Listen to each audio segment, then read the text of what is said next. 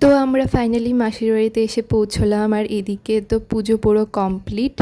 তো এদিকে দেখো আমাদের মনসা মাকে কত সুন্দর লাগছে, কি সুন্দর করে ডেকোরেশন করা হয়েছে। আর এদিকে সবাই খুব বিজি ছিল, যেহেতু লোকজন আসছে আস্তে আস্তে করে প্রসাদ নিতে। আর এদিকে ক্যাটারিংসের তারা প্রসাদ টসাদ মানে রেডি করছে। এদিকে পুজোর ফল প্রসারি সব কিছু ছিল। আর এদিকে দেখো তাদের বাড়িতে কত কিছু রান্না হয়েছিল সেদিন। পনির তরকারি, মিষ্টি চাটনি, ফ্রাইড রাইস, ডাল, পটল পোস্ত, তারপর ছিল পায়েস, অনেক কিছু ছিল। তারপর আমরা সবাই বসে এদিকে একটু গল্প করছিলাম সবাই মিলে। আমার বড় মাসিও এসেছিল, মাসির ননাসও এসেছিল মাসির সঙ্গে।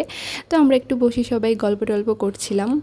আর এদিকে আমার মাসি আমাদের সবার জন্য পুজোর প্রসাদ বাড়ছিল। আর এদিকে দেখো আমার দাদা আর বৌমনি, দাদা বৌমনিকে বলছিল যে দেখো ওর ব্লগ করা আবার শুরু হয়ে গেছে, এমনি মানে টিজ করছিল আর কি, মজা করছিল।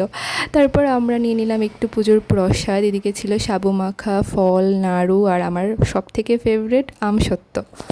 তারপর কিছুক্ষণ বাদে আমরা সবাই ভাই বোনেরা মিলে বসে পড়লাম প্রসাদ নিতে। এদিকে ছিল আমার মামাতো বোন, আমার বোন আর মামাতো ভাই। আমরা সবাই মিলে গল্প করতে করতে, হাসি মজা করতে করতে প্রসাদ নিচ্ছিলাম, যেহেতু আবার আমাদের তাড়াতাড়ি বেরিয়েও যেতে হবে, অনেকটা রাত হয়ে যাচ্ছিল।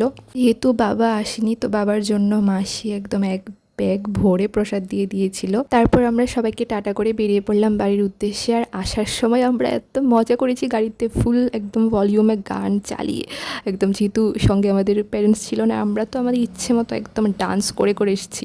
তারপর আমরা আদি আর দিয়াকে বাড়িতে পৌঁছে বাড়ি ফিরে আসলাম। আর এদিকে দেখো ওরা দুই ভাই বোন কি কিউটভাবে হাত ধরে ধরে বাড়ি যাচ্ছে।